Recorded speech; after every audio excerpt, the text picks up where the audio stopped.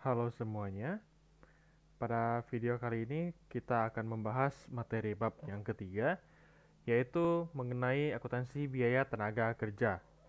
Jadi pada bab ini kita akan lebih berfokus kepada mempelajari perlakuan akuntansi untuk biaya tenaga kerja. Biaya tenaga kerja berarti seperti karyawan, seperti buruh di pabrik, ya itu semua tenaga kerja. Jadi untuk definisi tenaga kerja itu sendiri saya rasa sudah tidak asing bagi kita semua. Oke, jadi saya langsung mulai materinya saja. Paling pertama kita akan membahas mengenai pengertian tenaga kerja. Oke, jadi sekali lagi saya rasa untuk tenaga kerja sudah tidak sulit lah pengertiannya ya. Jadi tenaga kerja itu satu kata yang sudah umum, yaitu mengenai manusia atau orang yang mengerjakan sesuatu atau mengerjakan hal-hal yang ada di perusahaan. Nah, itu semua disebut tenaga kerja. Namun kalau dalam konteks pabrik, berarti yang disebut dengan tenaga kerja adalah buruh pabrik atau yang langsung berhubungan dengan kegiatan produksi maupun yang bukan produksi. Pokoknya semua orang yang terlibat dalam suatu perusahaan itu dinamakan tenaga kerja. Oke, di sini saya bacakan yang di screen. Tenaga kerja merupakan usaha fisik atau mental yang dikeluarkan pegawai untuk mengolah bahan baku menjadi suatu produk. Ini dalam konteksnya untuk manufaktur, untuk pabrik. Oke, pada perusahaan manufaktur, tanpa adanya tenaga kerja, bahan baku tidak mungkin berubah menjadi barang jadi.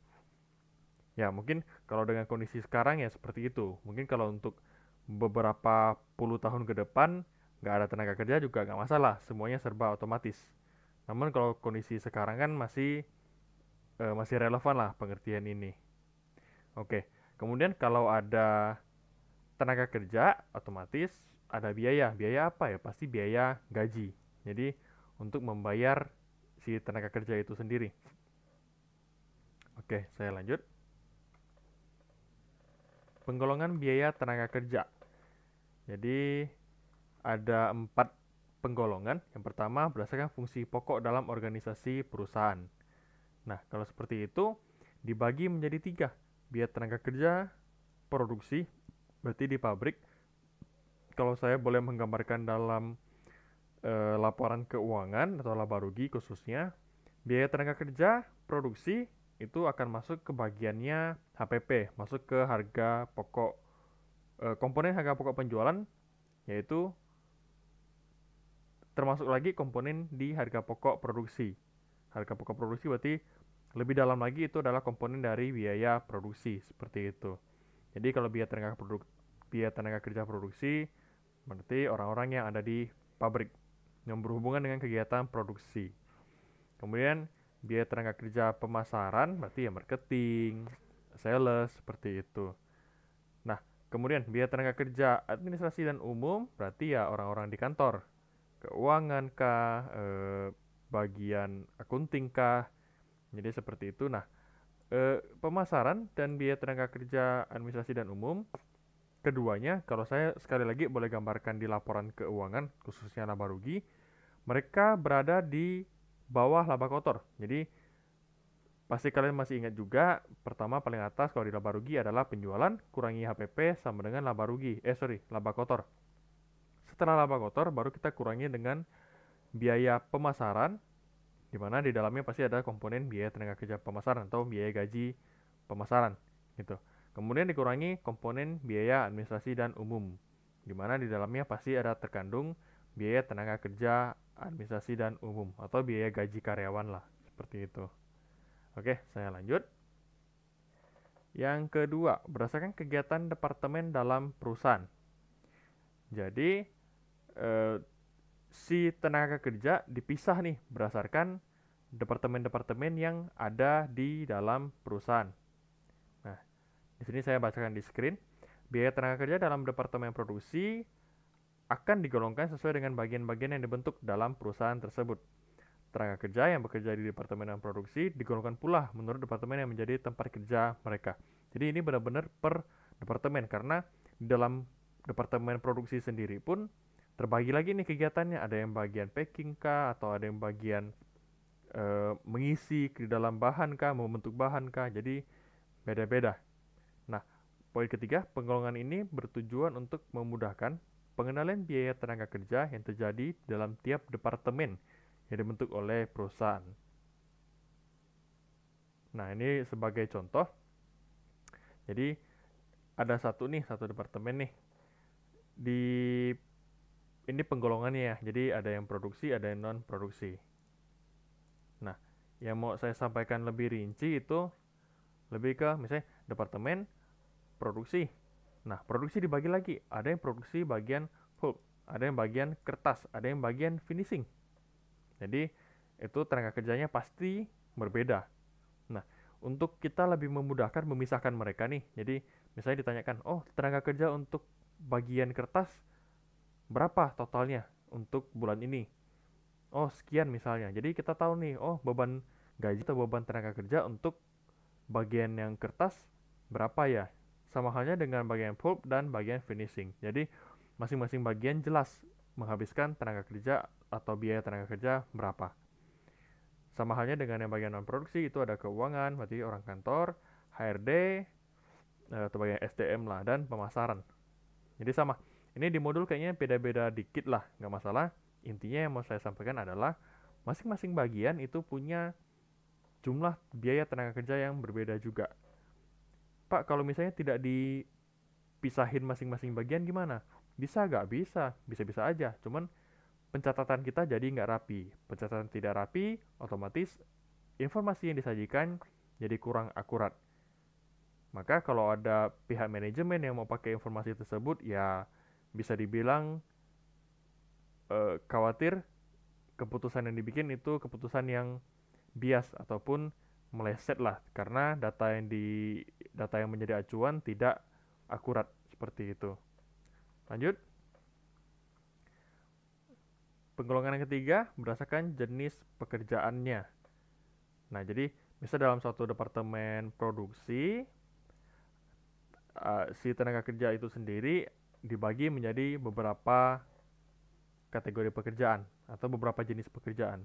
Contoh, tenaga kerja operator mesin misalnya, atau tenaga kerja perakit komponen, tenaga kerja supervisor. Jadi dipisah lagi per pekerjaan gitu. Jadi fungsinya apa sih? Nah, di poin ketiga, penggolongan biaya tenaga kerja ini digunakan sebagai dasar penetapan diferensiasi upah tenaga kerja. Jadi dipisah per jenis pekerjaan agar lebih mudah untuk menghitung upah tenaga kerjanya. Pertama. Kedua, jika kita pisah, kita bisa tahu nih masing-masing pekerjaan itu memakan biaya berapa ya. Jadi biaya tenaga kerjanya berapa. Oh, operator mesin habiskan biaya tenaga kerja sekian. Kemudian tenaga kerja supervisor deh menghabiskan biaya sekian. Kok biaya supervisor lebih gede ya daripada biaya operator mesin? Padahal untuk operator mesin itu jumlahnya lebih banyak.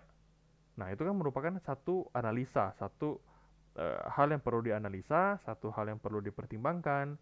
Apakah ada yang melenceng, ada yang menyimpang, atau bagaimana.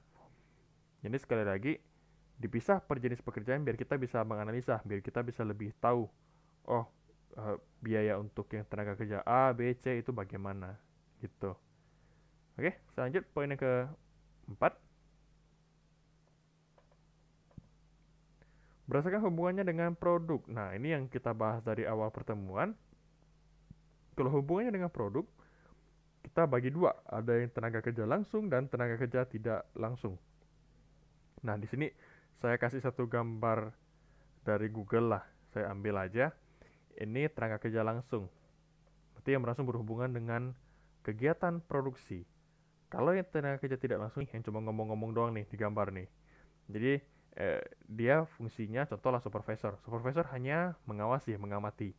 Dia tidak terjun langsung untuk proses produksi. Dia lebih ke memantau si proses produksi gitu. Oke, ini saya tidak jelasin panjang lebar karena sudah dijelaskan dari awal pertemuan. Oh ya, saya kasih poin yang perlu ditekankan. Upah tenaga kerja tidak langsung diperhitungkan sebagai BOP. Itu jelas.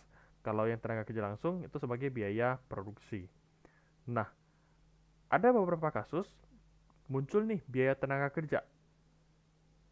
Kita harus lihat dulu biaya tenaga kerja ini lebih ke mendukung kegiatan produksi gak ya? Contoh, nanti bakal kita bahas, cuma saya bahas duluan deh.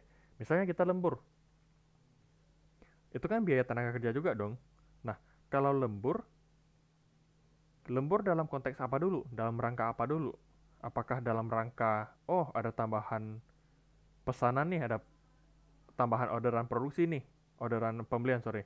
Berarti kan kita harus memproduksi lebih. Nah, kalau kita lembur karena untuk memproduksi lebih, berarti itu boleh dijadikan biaya produksi. Berarti seperti biasalah masuk ke BTKL. Nah, misalnya kegiatan lembur kita ini bukan karena dalam rangka meningkatkan produksi, melainkan karena adanya pemborosan. Jadi si tenaga kerja males nih. Dia harusnya kerjanya sehari bisa dapat 20, memang targetnya 20 ya. Bisa dapat 20, dia cuma dapat 12 misalnya. Otomatis 8 unitnya lagi harus melalui jam lembur. Nah, kalau seperti itu kan dinamakan pemborosan. Untuk pemborosan seperti itu, maka dicatat ke BOP ataupun dicatat tidak sebagai BTKL gitu. Jadi kenapa seperti itu? Dikarenakan bukan biaya yang muncul bukan untuk mendukung atau meningkatkan jumlah produksi, melainkan karena satu hal ada hal lainnya, ada alasan lainnya yaitu pemborosan. Gitu. Jadi itu tidak boleh dimasukin ke biaya produksi. Biasanya masukin ke BOP ataupun ke ada beberapa kebijakan, nanti kita bahas di materi yang bersangkutan. Oke, saya lanjut dulu. Kemudian, ya ini perlakuan akuntansinya. Jadi dalam akuntansi biaya tenaga kerja ada beberapa aktivitas yang perlu dilakukan, yaitu mengukur waktu kerja. Jadi lamanya jam kerja, contoh kita masuk jam 8, pulang jam 5. Nah, itu kita mengukur waktu kerja kita. Jadi jam 8 masuk, pulang jam 5. Nah, istirahat 1 jam. Berarti kita sudah bekerja selama 8 jam. Nah, jadi kurang lebih seperti itu untuk mengukur waktu kerja. Nah, kemudian untuk apa lagi? Mempersiapkan daftar gaji. Jadi udah tahu absensinya, udah tahu dia kerja berapa jam, otomatis harus dihitung dong gajinya berapa. Nah, misalnya kenapa perlu absensi? Karena ada perusahaan yang saat menghitung gaji, mereka menghitung jumlah kehadiran. Kurang 1 hari, atau nggak masuk sehari, nggak masuk 2 hari, potong gaji. Seperti itu. Selain untuk itu, juga untuk menghitung potongan yang berkaitan dengan upah. Potongan berkaitan dengan upah. Potongan apa aja? Paling simpel, kalau yang kerja di kantor pasti tahu, ada potong yang namanya BPJS misalnya, atau potong pinjaman nih. Dia pernah minjem sama kantor, jadi dipotong. Atau juga memotong PPH, jadi dia dikenakan PPH, pajak penghasilan, kemudian dipotong dari gaji. Ya, seperti itu. Kemudian mengalokasikan biaya tenaga kerja. Nah, kalau alokasi biaya tenaga kerja itu umumnya dilakukan oleh accounting atau divisi akuntansi, divisi accounting. Jadi fungsinya apa? Kita mengalokasi biaya tenaga kerja agar nanti saat kita menghitung nilai persediaan, kita bisa tahu satu unit persediaan ini memakan biaya berapa secara keseluruhan, gitu. Tentu tergantung metode atau apa yang ingin kita ketahui. Nanti di akhir kita akan mempelajari ada beberapa cara, misalnya harga pokok pesanan atau harga pokok proses, itu beda-beda. Oke, jadi intinya untuk mengalokasikan biaya tenaga kerja, kepentingannya siapa? Kepentingannya si accounting, agar laporannya lebih rapi, penyajian informasinya lebih akurat, seperti itu. Oke, di sini ada elemen biaya tenaga kerja. Nah, ini ada 4 elemen yang akan kita pelajari. Simpel-simpel lah, masalah duit sih harusnya kalian lebih cepat. Pertama kita menghitung gaji dan upah. Kerja berapa jam, dapat gajinya berapa, simple. Insentif, berarti ada tambahan uang yang diberikan ke si pekerja. Kita menghitung juga biasanya ya karena ada satu prestasi ataupun ingin mendongkrak atau mendorong atau memotivasi si tenaga kerja. Premi lembur sesuai namanya yang bayaran tambahan yang diberikan jika ada lembur. Kemudian biaya yang berhubungan dengan tenaga kerja. Ini ada dua, nanti kita bahas. Oke, kita masuk ke yang pertama. Gaji dan upah bersih. Gaji dan upah.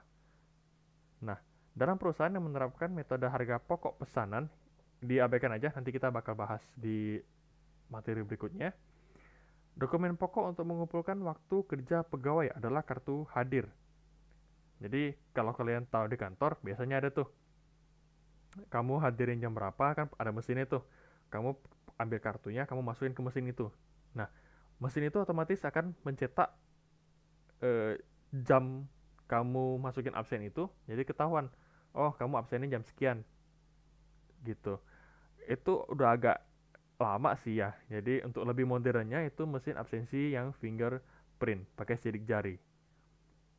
Tapi tujuannya apa? Sama. Sama-sama ingin mengetahui kamu hadirnya jam berapa dan kamu pulangnya jam berapa. Jadi untuk apa sih? Untuk tahu kamu hadirnya normal gak sih? Atau kamu bekerjanya apakah pada jam normal atau pulang awal? Jadi lihat untuk mengetahui juga jangka waktu kamu kerja berapa jam gitu. Oke, kemudian kartu jam kerja. Kalau kartu hadir tadi untuk mengetahui kamu datang sama pulang. Kalau kartu jam kerja itu lebih detail lagi. Nah, kartu jam kerja itu biasanya digunakan untuk mencatat pemakaian waktu hadir tenaga kerja langsung di pabrik. Sehingga dapat diketahui jumlah waktu yang dihabiskan dalam suatu proses atau bagian yang dikerjakan. Misalnya, kamu datang di pabrik deh. Contoh, masuk jam 5, masuk jam 8, pulang jam 5, istirahat jam 12 sampai jam 1 misalnya, istirahat 1 jam. Berarti kalau menurut kartu hadir, kamu kerjanya ini 8 jam. Oke, itu secara keseluruhan. Kita lihat ke kartu jam kerja. Nah, dari kartu jam kerja ini ketahuan, kamu jam berapa, misalnya kamu di satu hari itu menggunakan 3 mesin di pabrik, kamu mau operasikan 3 mesin. Nah, di kartu jam kerja bakal ketahuan, kamu untuk mesin yang pertama menghabiskan waktu berapa lama, misalnya 2 jam. Sorry, ini agak nge-lag. Kamu menghabiskan berapa lama, misalnya 2 jam.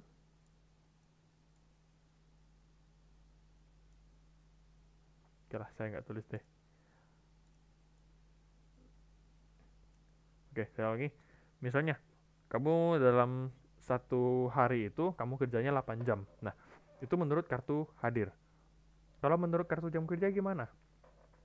Kamu misalnya sehari menggunakan 3 mesin. Untuk mesin pertama nih, kita lihat job time ticketnya atau kartu jam kerjanya. Oh, kartu jam kerjanya untuk mesin pertama, kamu hanya menggunakannya selama 2 jam. Lanjut ke mesin kedua, mesin B. Oh, kartu jam kerjanya hanya tercetak untuk 2,5 jam. Jadi kamu mengoperasikan mesin yang B hanya 2,5 jam. Oke, berarti total mesin A 2 jam, mesin B 2,5 jam. Total 4,5 jam. Lanjut ke mesin C. Oh, mesin C kamu hanya mengoperasikannya 3 jam. Berarti A 2 jam, B 2,5 jam, C 3 jam. Jika ditotalkan hanya 7,5 jam. Padahal menurut kartu hadir kamu kerjanya 8 jam. Nah, berarti di sini ketahuan ada setengah jam yang hilang. Apakah itu kamu nganggur ataukah kamu ada kendala, mesinnya kendala, trouble, jadi kamu harus idle, harus menunggu lah. Nah, jika seperti itu, jika ada yang setengah jam ini, biasanya setengah jam ini akan dianggap sebagai BOP. Jadi jika pas pembayaran upah, kamu pakai mesin yang pertama, mesin A 2 jam, kalikan tarifnya sekian, masuk ke biaya produksi. Mesin B 2,5 jam kali tarifnya sekian, berarti masuk ke biaya produksi. Mesin yang C lamanya 3 jam, kalikan tarif, masuk ke biaya produksi. Nah, selisih yang setengah jam itu dikalikan dengan tarif dan akan dicatat sebagai BOP karena dianggap tidak memiliki kontribusi terhadap proses produksi langsung. Nah, karena itu misalnya lah kayak tadi saya bilang ada yang nganggur ataukah kamu nunggu mesinnya bener diperbaiki atau apa, berarti kamu menunggu berarti tidak ada kegiatan yang kamu lakukan, otomatis itu masuk ke BOP karena kamu tidak berkontribusi langsung ke kegiatan produksi. Kasarnya makan gaji buta lah, ada makan gaji buta selama setengah jam, nah itu tidak pantas masuk ke BTKL, pantasnya masuk ke BOP, overhead pabrik gitu, masuk ke lain-lain lah. Oke, saya lanjut. Oke, untuk pencatatan pembayaran gaji dan upah ada dibagi menjadi 4 tahap. Nah, tahapan ini eh, saling berkaitan, jadi dari tahap pertama kamu catat gimana, kedua gimana, ketiga gimana, keempat gimana, itu saling berkaitan. Oke, saya jelaskan dari yang paling pertama. Nah, untuk tahap pertama, saya bacain aja deh. Berdasarkan kartu hadir pegawai atau fingerprint pegawai, bagian pembuat daftar gaji dan upah membuat daftar gaji dan upah. Oke, jadi dia bikin nih daftar gaji dan upahnya. Dari daftar gaji dan upah ketahuan masing-masing tenaga kerja yang tergabung di departemen produksi, departemen pemasaran, departemen atau bagian kantor, itu semua ketahuan total biayanya berapa. Oke, saya lanjut. Dari daftar tersebut kemudian dibuat rekapitulasi gaji. Jadi direkap jadi satu untuk mengelompokkan gaji dan upah tersebut menjadi gaji dan upah pegawai pabrik. Jadi dipisah nih, mana yang gaji yang pegawai pabrik, mana yang punya admin dan umum, mana yang punya pemasaran. Oke. Gaji dan upah pegawai pabrik akan dirinci lagi ke dalam upah pegawai langsung dan tidak langsung dalam hubungannya dengan produk. Atas dasar rekapitulasi gaji dan upah, bagian akuntansi kemudian membuat jurnal. Oke, jadi tahapan pertama kita mencatat si gaji itu sendiri. Nah, gajinya terdiri dari siapa aja sih? Contoh, ini saya berurutan ya. Ada pegawai pabrik, ada admin umum, ada pemasaran. Saya mulai dari pegawai pabrik. Jadi, pegawai pabrik jika itu buruh pabrik atau yang berkaitan langsung dengan kegiatan produksi, maka dicatat sebagai BTKL. Nah, jurnalnya barang dalam proses strip BTKL. Kenapa barang dalam proses? Karena setiap biaya yang muncul ini semuanya akan tercatat sebagai persediaan. Nah, karena ini kita manufaktur, otomatis kita catatnya ke barang dalam proses. Karena si BTKL itu sendiri fungsinya apa? Yaitu untuk memproses si barang atau bahan baku. Jadi untuk memproses si bahan baku menjadi barang jadi. Nah, berarti kan dia ada di tengah-tengah nih. Maka dia masuk ke barang dalam proses. Intinya, selama proses produksi, jika ada biaya, semuanya masuk ke barang dalam proses. Gitu. Karena ini BTKL, berarti barang dalam proses strip BTKL. Nah, kalau si tenaga kerja tidak langsung, contoh kayak mandor, supervisor, masuknya ke mana? Masuknya ke BOP. Berarti masukin barang dalam proses strip BOP. Oke, lanjut. Gaji untuk bagian keuangan dan accounting. Berarti masuk ke biaya gaji, admin, dan umum.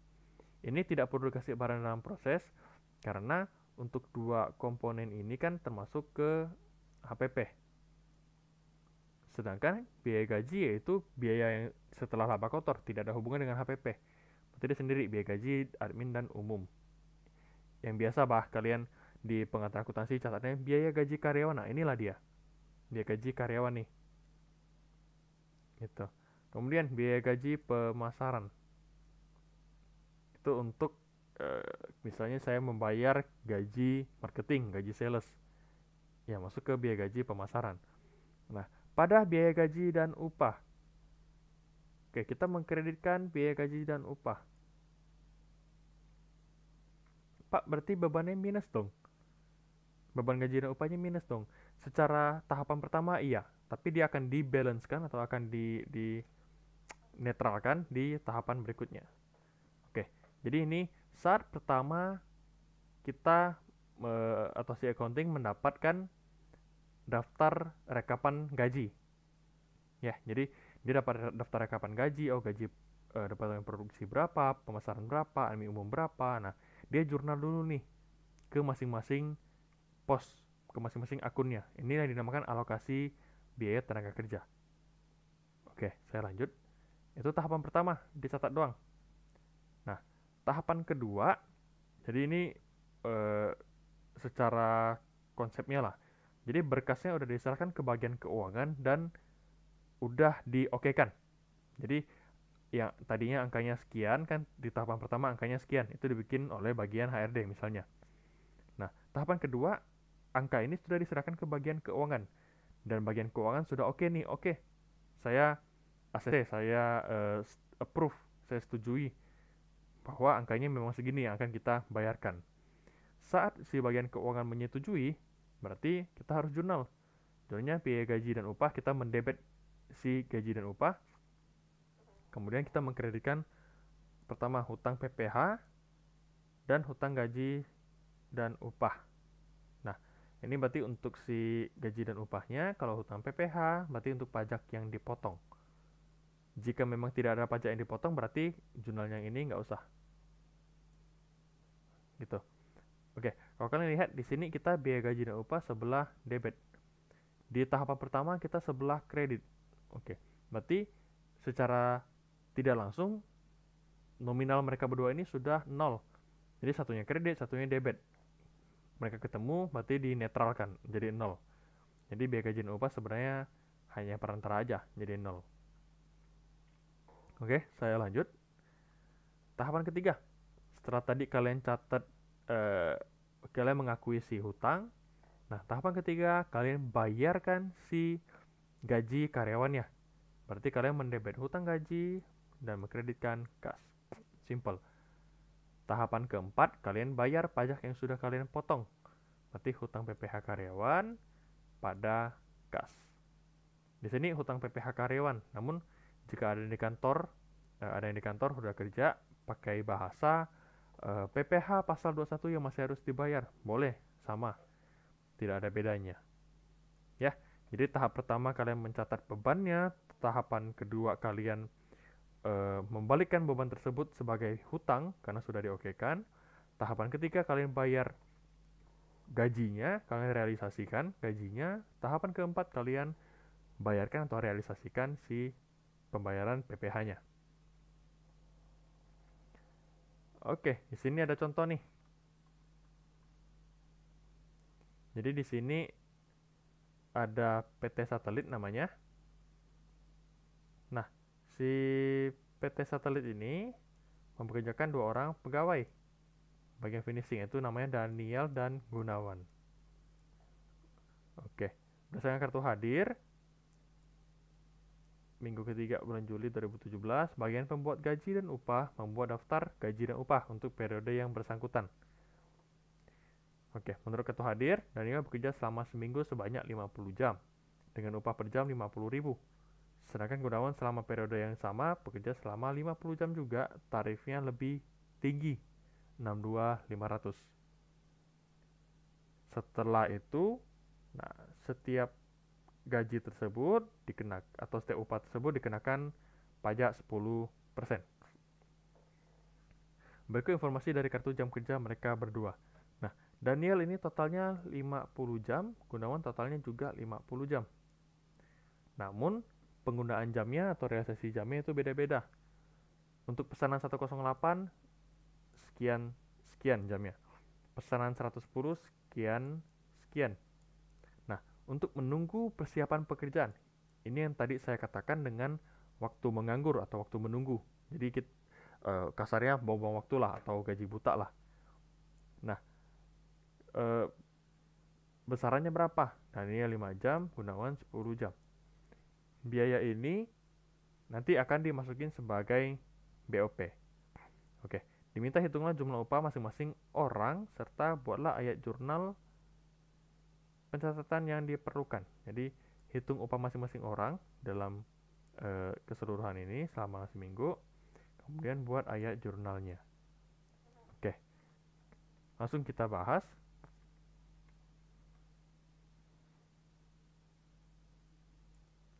Ini merupakan pembahasan untuk yang contoh 3.1. Nah, tahapan pertama tadi kan yang diketahui itu masih jumlah jamnya. Nah, di sini kalian diminta untuk menghitung dalam jumlah rupiahnya dulu. Jadi dirupiahkan. Jadi di bagian sini sudah ada jamnya. Untuk yang slide sebelumnya ya. Udah ada jam, kamu tinggal kali tarif. Jadi ini juga sama, ini juga kali tarif, sama semua. Dapatlah total nih. Untuk si Daniel, total upahnya 2,5 juta. Si Gunawan 3.125. Nah, potong PPh 10%. 10% dari 2,5 juta berarti 250. Ini juga 10%-nya 312.500. Dikurangi berarti jumlah bersih yang diterima karyawan. Si Daniel 2.250.000. Gunawan 2.812.500. Oke. Lebih baik masing-masing kamu totalin dulu. Jadi total upah bersih yang akan kita bayarkan berapa, kan sekian. Total PPh yang kita potong sekian. Total upah kotor sebelum potong PPh sekian. Nah, di atas ini di totalin masing-masing. Mana yang termasuk ke BOP? BOP yang ini nih, yang dibebankan sebagai BOP. Nah, ditotalin berarti totalnya 875. Dan yang untuk unit produksi, untuk pesanan, berarti kan dua ini nih, 108 sama 110 ditotalin juga. Oke, setelah kamu totalin, nanti pada jurnalnya akan berbeda untuk biaya tenaga kerja yang dihabiskan untuk mengerjakan pesanan dan yang dihabiskan untuk si BOP. Oke, kita lihat saja. Nah, ini tahapan pencatatan. Jadi ini semua jurnal pencatatan. Nah, paling pertama kita alokasikan dulu, kita bebankan dulu si biaya tenaga kerja ini. Oke, yang tadi yang saya bilang biaya tenaga kerja yang dihabiskan untuk memproduksi pesanan, berarti masuk ke barang dalam proses strip BTKL 4750. Kemudian yang tadi dibebankan sebagai BOP 875, berarti dijurnal ke barang dalam proses BOP 875. Kreditnya adalah biaya gaji dan upah. Nah, tahap kedua, kita mendebet biaya gaji dan upah. Nanti ini 0 nih. Kemudian kita mengkredit nih total PPh yang kita potong. Tadi kan 562.500. Kemudian berarti ini PPh-nya 562.500. Nah, upah bersih yang harus kita bayar berapa? Yaitu 5.062.500. Kita catat ke hutang gaji dan upah. Oke. Berarti tahap ketiga kita bayar gajinya. Nanti mendebet hutang gaji, mengkreditkan kas. Keempat kita bayar PPh-nya. Debetkan hutang PPh, kreditnya kas. Seperti itu. Untuk tahap kedua, ketiga, keempat itu simple sebenarnya. Yang perlu kita perhatikan adalah tahap yang pertama. Tahap pertama ini penting pada bagian untuk menentukan mana yang BTKL, mana yang BOP. Gitu. Oke, saya lanjut. Kemudian setelah gaji dan upah, maka kita pelajari untuk menghitung insentif. Nah, di sini dikatakan kita perusahaan memberikan insentif kepada pegawai agar dapat bekerja lebih baik. Karyawan atau kita dapat uang, pasti hati kita senang, kita kerja lebih semangat. Simpelnya seperti itu. Kita kerja semangat, apa yang kita lakukan semuanya oke, malahan kita bisa mendorong produktivitas. Jadi itulah fungsinya diberikan insentif. Nah, biasanya insentif didasarkan atas waktu kerja ataupun hasil yang diproduksi ataupun kombinasi keduanya. Gitu. Misalnya kita sering lembur deh, oh udah dikasih ini insentif nih tambahan. Bukan premi lembur ya, tapi insentif. Kalau premi lembur itu ada hitungannya, per jam kamu lembur sekian sekian sekian. Kalau insentif itu lebih ke tidak ada tolak ukurnya. Jadi lebih ke kamu sering lembur ya, udah saya kasih sekian. Itu bedanya.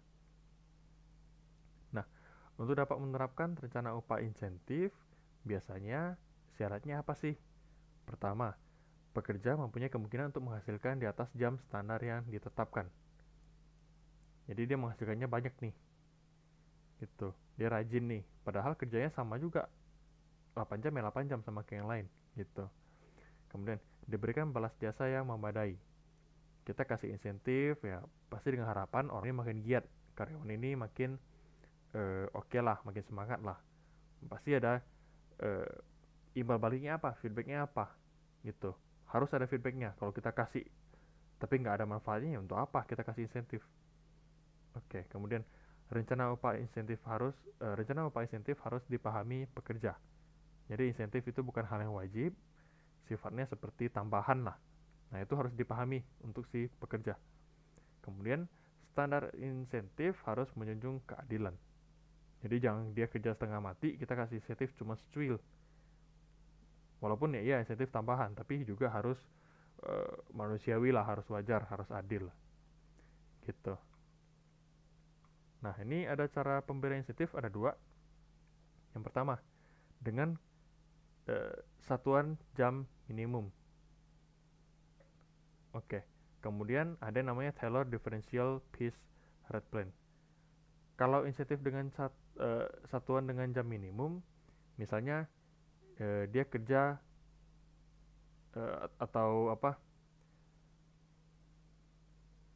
Dia kerja deh. Nah, output yang dihasilkan itu beda. Misalnya normalnya 10, tapi output yang dihasilkan adalah 15. Nah, maka 10-nya itu dihargai dengan harga normal, 5-nya dihargai dengan upah yang beda. Jadi ada tarif yang beda. Oke, jadi ingat ya, 10-nya pakai harga normal, 5-nya itu pakai harga yang beda. Nah, jika Taylor Differential Piece Rate Plan, dia produksi 15 nih. Misalnya, dia kalau produksi 10, harga satuannya itu dinilai 10.000. Kalau dia berhasil memproduksi 15, harga satuannya dinilai 12.000. Jadi, yang dikenaikan harga ini berlaku untuk semua yang dia kerjakan. Saya ulangi, kalau insentif satuan dengan jam minimum, dia produksi 15. Oke, normalnya dia hanya perlu produksi 10. Berarti 10-nya itu dihargai dengan tarif normal, 5-nya dihargai dengan tarif yang berbeda, tarif khusus. Jadi 10 normal, 5-nya khusus. Kalau Taylor Differential Piece Rate Plan, kamu produksinya sama nih 15 nih. Oke, normalnya kalau kamu produksi 10, dia bakal kasih tarif misalnya 10.000 per pieces, per unit. Jika kamu berhasil produksi 15, maka satu unitnya dihargai 12.000. Berarti 15 pieces ini harganya 12.000. Semuanya naik harganya. Gitu. Jadi berlaku untuk semua unit. Oke. Ini saya kasih contoh.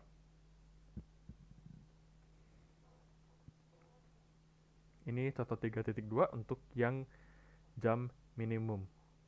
Oke, saya bacakan.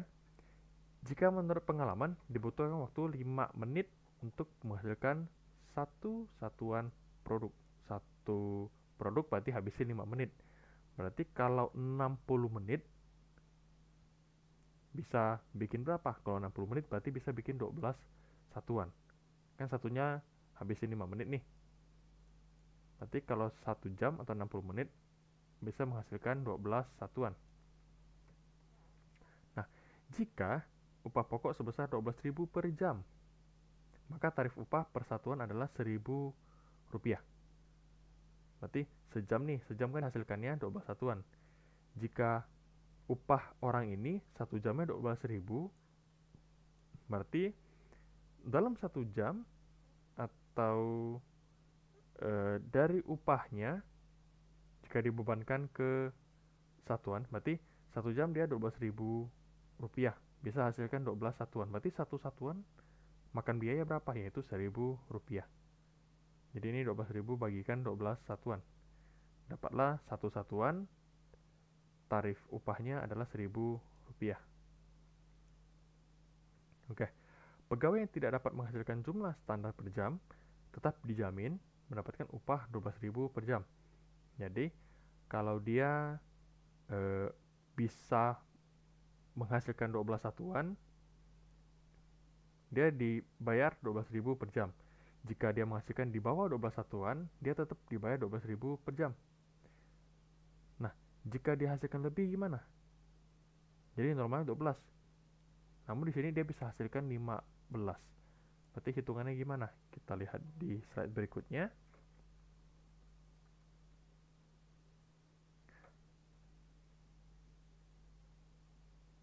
Oke, nah ini dia upah standar per jam.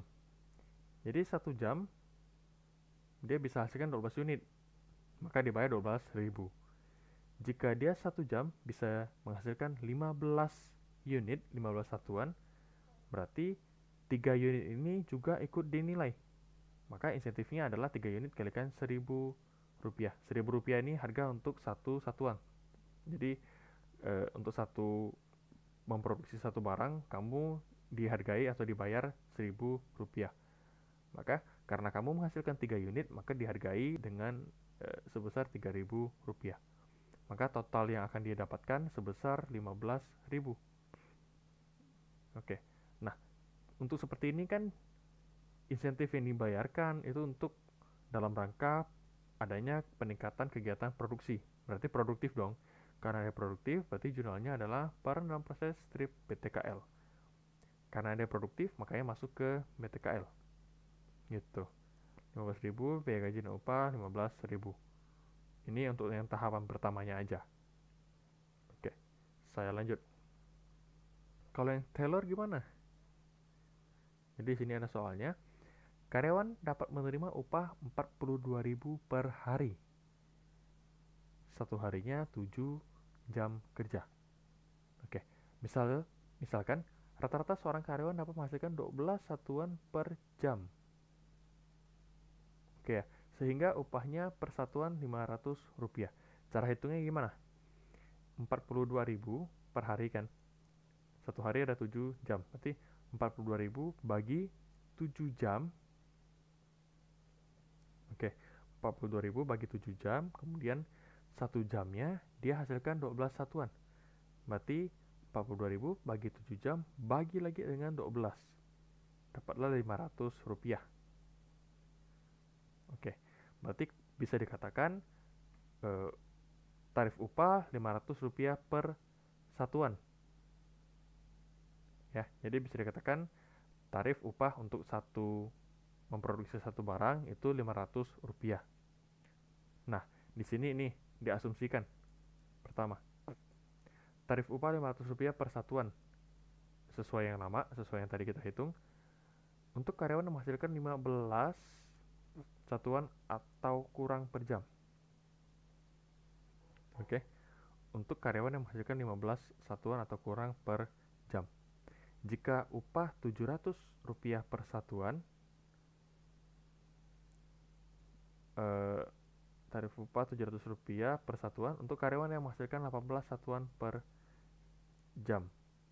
Oke, jadi kalau kamu menghasilkan 15, maka kamu akan dihitung 500 rupiah per satuan. Berarti 500 kalikan ya berapa yang kamu bisa capai. Oke, jika kamu menghasilkan 18 satuan per jam, maka semuanya dihargai dengan 700 rupiah. Itu harga satuannya. Oke, di sini hitunglah upah per jam karyawan jika satuan yang dihasilkan 13 satuan, 15 satuan, dan 18 satuan. Ini pembahasannya. Oke, jika 13 satuan, tadi dikatakan kalau kamu produksi 15 unit atau kurang, maka satu unitnya dihargai 500 rupiah. Berarti ini 13 unit kalikan 500, kemudian ini 15 unit kalikan 500. Oke, jika kamu produksinya 18 unit, maka kamu dihargai 700 rupiah. Berarti 18 unit kalikan 700 rupiah. Enak dong ya, dia produksinya makin banyak, harga satuannya atau tarif dasarnya jadi makin tinggi pula, dari 500 naik ke 700. Oke, jadi ini tujuannya apa? Jadi biar kamu produksi yang makin banyak, kamu makin rajin, makin giat, otomatis kamu dapat hasil yang lebih gede, kamu jadi termotivasi, terdorong gitu. Oke, berarti ini jurnalnya juga barang dalam proses strip BTKL karena menambah jumlah unit yang diproduksi. Oke, ini saya 6.500, strip 7.500, strip 12.600, itu tergantung yang upah yang mana. Misalnya yang ini berarti 6.500, ini 7.500, ini 12.600 gitu. Saya lanjut. Nah, yang terakhir, premi lembur. Premi lembur merupakan upah yang diberikan kepada tenaga kerja di luar upah reguler. Jadi, normal lah, kita kerja normal 8 jam misalnya. Lebih dari itu dihitung lembur. Oke, pekerjaan tambahan ini biasanya karena terdapat target penyelesaian pekerjaan yang ditugaskan perusahaan. Oke, jadi bisa dua ya. Bisa karena kita ada orderan nih, mau kerja orderan, berarti kan ada tambahan order. Berarti otomatis karena ada tambahan order, berarti kita harus memproduksi lebih dari biasanya. Itu pertama. Atau yang kedua, terjadi pemborosan. Kita malas-malas nih, ujung-ujung jumlah yang kita produksi tidak sesuai yang seharusnya, tidak sesuai target. Gitu. Oke, ini contoh soalnya. Jam kerja standar yang ditetapkan untuk uh, si karyawan dari perusahaan per minggu itu 40 jam per minggu. Tarif reguler 50.000 per jam. Oke, jika dia lembur, dia dibayar 150% dari tarif reguler.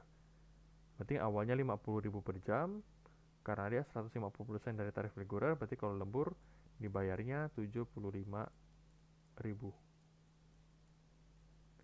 Oke, saya lanjut. Apabila seorang pekerja telah bekerja selama 52 jam pada minggu berjalan, 52 jam. Berarti dia lembur 12 jam dong. Oke. Berapakah penghasilan pekerja tersebut pada minggu yang bersangkutan? Kemudian bikin jurnalnya. Oke, kita coba bahas. Nah, upah regulernya 40 jam. Kalikan 50.000, hasilnya 2 juta. Kemudian premi lembur. Dia lemburnya 12 jam, kalikan 50.000, kalikan tarifnya. Karena dia lembur, maka kalikan 150%. Oke, berarti untuk premi lemburnya dapat 900.000.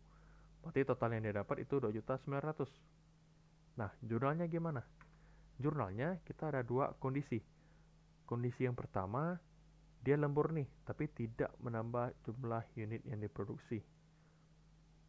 Kita dari tadi bahas yang premi lembur, contoh soal 3.4, tidak ada membahas unit yang diproduksi. Kita bahasnya hanya mengenai jam. Oke, jadi asumsi pertama, jika dia lembur karena kesalahannya sendiri, karena kelalaiannya sendiri, maka lembur tersebut tidak boleh dihitung sebagai BTKL, melainkan harus dihitung sebagai BOP. Oke, maka di sini kalau upah reguler itu masuk ke BTKL 2 juta. Kalau premi lembur karena dia boros masuk ke BOP 900.000 pada beban gaji dan upah. Nah, asumsi yang kedua, jika lembur tersebut menambah unit yang diproduksi, berarti kan produktif dong. Nah, maka semuanya boleh diakui sebagai BTKL. Jadi di sini BTKL 2.900.000 pada beban gaji dan upah. Seperti itu. Oke, yang terakhir. Akuntansi biaya tenaga kerja untuk biaya-biaya yang berhubungan dengan tenaga kerja. Biaya yang berhubungan apa? Ada dua, yaitu setup time dan idle time. Kalau setup time itu biasanya dikeluarkan untuk biaya pemasangan. Jadi setup kan berarti kayak persiapan. Nah, biasanya ini untuk awal mula permulaan dimulainya sebuah pabrik lah ya. Jadi masih awal-awal, masih agak-agak kagok, masih agak-agak baru. Nah, ada yang namanya setup time. Jadi kita bekerja nih, jam 8 kita masuk. Sebelum kita kerja, kita setup dulu alat-alat yang akan kita kerjakan. Contoh kita setting mesinnya, setting peralatannya, itu dinamakan setup time. Oke, berarti selama setup time kan kita belum berproduksi nih, kita belum melakukan kegiatan produksi. Kita baru setup doang, baru pasang ini itu, baru dipersiapkan. Otomatis biaya ini tergantung, bisa dimasukin sebagai BOP juga. Ya, karena kalau kita tidak bisa melacaknya untuk per unit, jadi biaya yang muncul nih tidak berkaitan langsung dengan kegiatan produksi per unitnya, kan susah nih berarti dinilai, oh saya setup time-nya sekian, mau dibagi ke per unit, satu unit kenanya berapa ya biayanya. Kalau tidak bisa dibagi seperti itu, berarti sama masuknya ke BOP. Karena untuk biaya yang bisa dilacak per unitnya boleh sebagai BTKL, namun jika tidak dilacak, tidak bisa dilacak per unitnya berapa, maka dianggap sebagai biaya tenaga kerja tidak langsung masuknya ke BOP. Oke, jadi saya ulangi, setup time itu berarti adalah biaya persiapan atau biaya pemasangan. Jadi sebelum dimulainya sebuah kegiatan, kita pasang-pasang, kita siapin ini, itu namanya setup time. Kemudian, kalau idle time, idle berarti waktu menganggur. Nah, waktu menganggur kenapa? Mungkin karena ada hambatan, mati lampu misalnya, atau listriknya, mesinnya rusak, atau lagi nggak ada kerjaan. Kerjaannya sudah selesai semua. Biasa di kantornya gitu. Oh, kerjaan udah selesai semua, ya udah saya duduk santai. Itu namanya idle time. Makan gaji buta lah kasarnya. Ya. Atau oh mati lampu, oh atau PC saya rusak. Nah, itu namanya kamu lagi dalam masa idle time. Jadi masih masuk ke waktu menganggur. Gaji buta dikit lah ya. Jadi begitu. Kemudian nah, untuk idle time ini juga kalau misalnya ada nih biaya upah untuk karyawan yang masuk ke idle time. Jadi waktu menganggur ini setengah jam, ya udah, berarti setengah jam kalikan tarif per jamnya. Nah, di jurnal kemana? Di jurnal ke BOP. Jadi masuk ke unsurnya BOP. Gitu. Oke, contoh yang terakhir. Seorang karyawan harus bekerja 40 jam per minggu. 40 jam per minggu. Upahnya 12.000 per jam. Dari 40 jam ini, misalnya 5 jamnya itu waktu menganggur atau idle time. Nah, kita hitung upahnya. Berarti 40 jam nih, 35 jamnya dia normal, 5 jamnya dia idle time.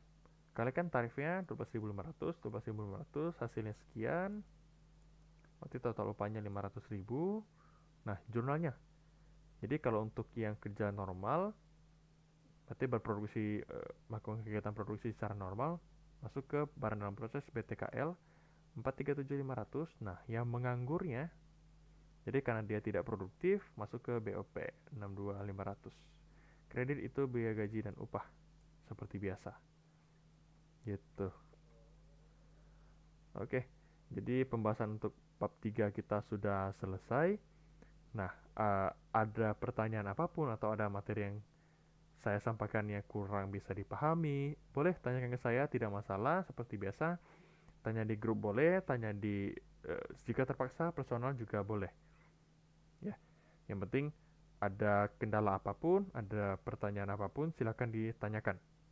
Karena kalau di kelas kita enak, kamu nggak paham, saya bisa samperin. Kalau misalnya online, kamu nggak ngomong, ya saya nggak tahu kalau kamu tidak paham atau ada yang kamu bingungkan.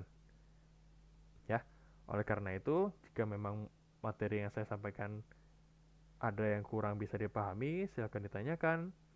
Dan untuk materi ini, silakan kalian kerjakan latihan bab 3, itu di modul halaman 48. Masuk ke assignment ketiga, seperti biasa, dikumpulkan sebelum pertemuan berikutnya. Ya, jadi sebelum pertemuan berikutnya dimulai, sudah harus dikumpulkan. Karena materi ini akan kita bahas pada pertemuan berikutnya. Oke, sistemnya masih sama seperti biasa, tulis tangan, dan segala macamnya masih sama lah, semuanya masih sama. Oke, sekian dari saya untuk materi bab ketiga. Silakan kalian kerjakan untuk assignment ketiganya dengan baik dan dikumpulkan tepat waktu. Oke, semoga materi ini dapat bermanfaat dan dapat dipahami dengan baik. Terima kasih.